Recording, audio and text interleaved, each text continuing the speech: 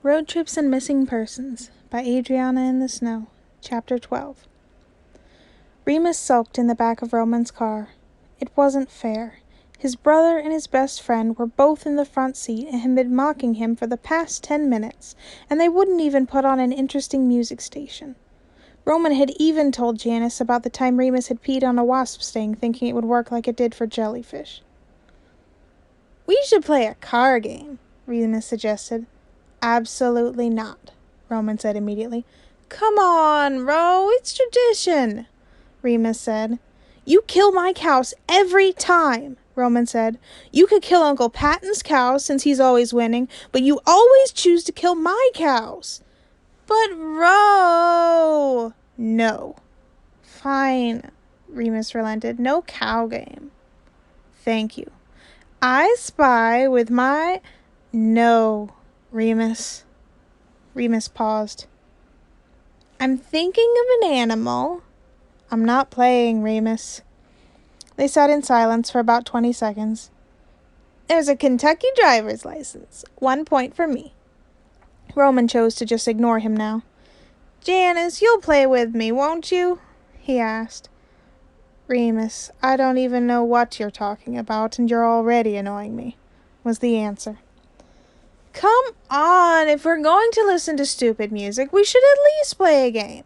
How about we try to find things outside of the car in alphabetical order? I'll start. Airport sign. Now you find something starting with the letter B." "Does the annoying bastard in the back seat count?" Janice grumbled under his breath. "No," Remus replied with a grin. "It's gotta be something outside of the car." Janice didn't respond to that, and Remus pouted. He went through a bunch of different car games he knew and tried to make some up, but none seemed to entice either his brother or Janice to play.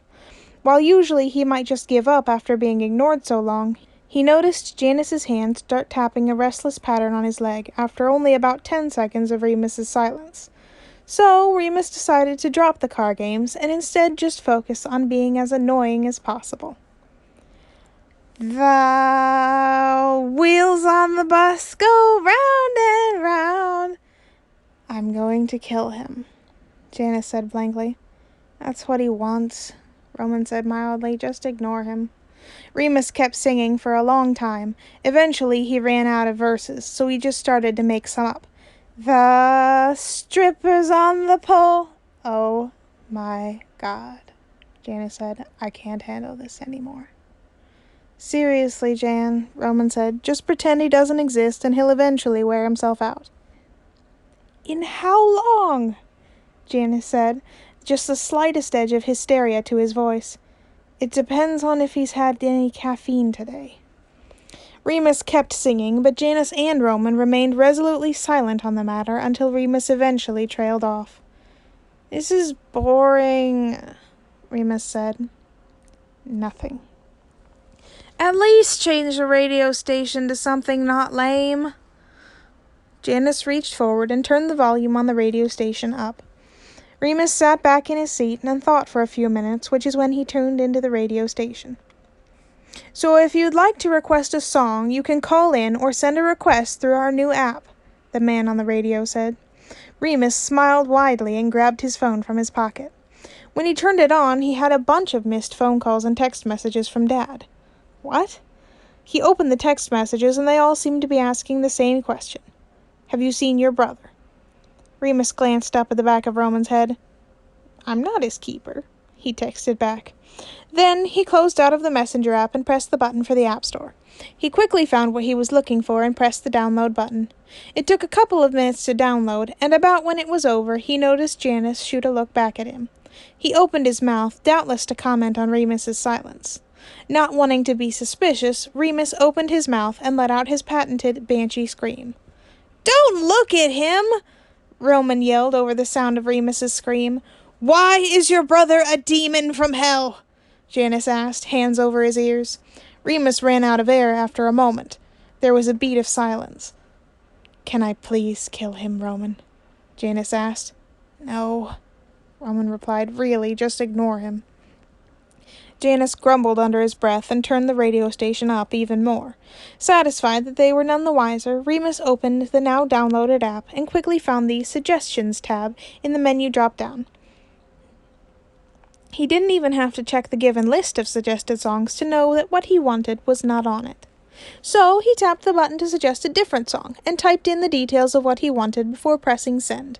Then it was just a waiting game, and no matter what Dad and everyone else had always said, Remus was good at waiting games.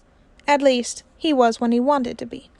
Both Janice and Roman were looking resolutely ahead, and Roman's fingers were tapping to the beat of the current song on the wheel, despite the fact that they were going over the speed limit to a crazy amount. Then the song ended, and a man came on the air. "Hello, hello, hello," the man said. "We'll be getting right back to your suggestions on KSSFM 102.9. But before that, for anyone on Interstate 26, there was an accident near the Carlson exit involving a semi-truck full of cows. If you're anywhere near exit 52, I'd suggest you move right on and over to an alternative route."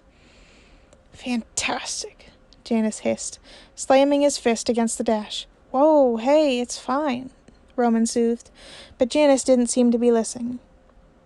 "Fuck," he said. "Hey, Jan," Remus said. "You've got your map, right?"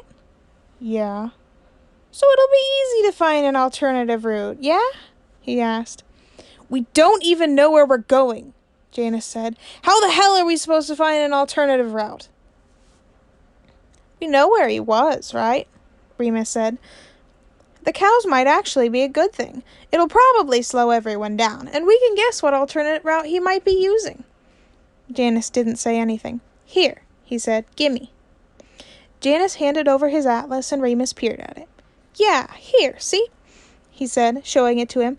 "There are about 4 likely alternative routes someone might take where Virgil was last we knew. 3 of them end up funneling into Lincoln to get back on the interstate, and Lincoln has an ice cream shop that got burglarized 5 times one summer, so they put up a security camera facing Main Street."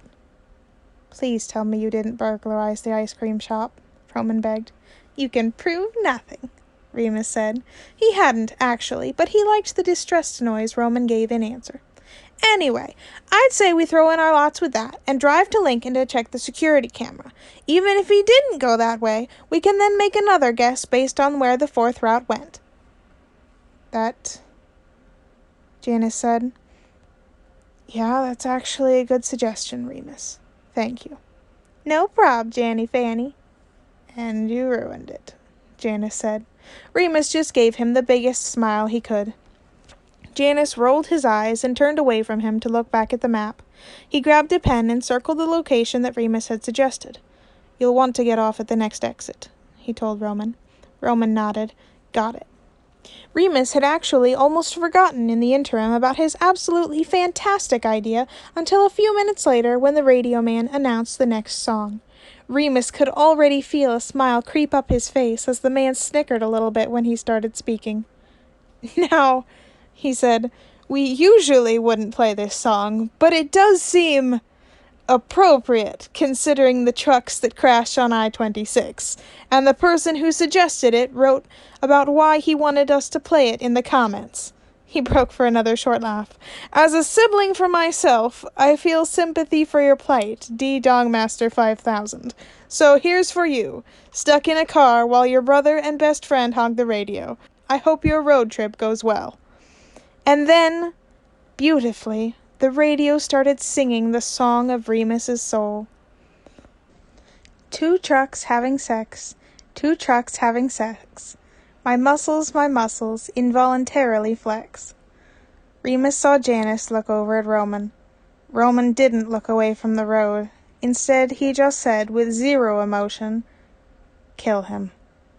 Janice vaulted over into the back seat as the radio crooned, "2 pickup trucks making love, American made."